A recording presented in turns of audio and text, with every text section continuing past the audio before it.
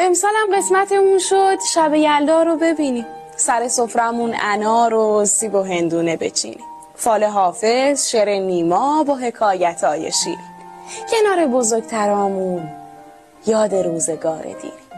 کاش میشد پرنده بودم توی آسمون ایران، توی هر شهری یه دقیقه میشدم سرزده مهمون.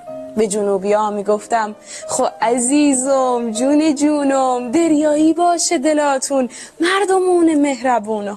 واسه لورا میخوندم شب چلتون مارک با، دردتون من تیامون، سفرتون پر تبارک با. زیر کرسیای کردا با صدای دف و تنبور بخونم با رقص چوپی شب چلتون پر از نور. آذریا رو میگفتم منم از خاک خراسون، همه باشوا دلانیم هموطن مبارک السون. مشهدم که جای مایه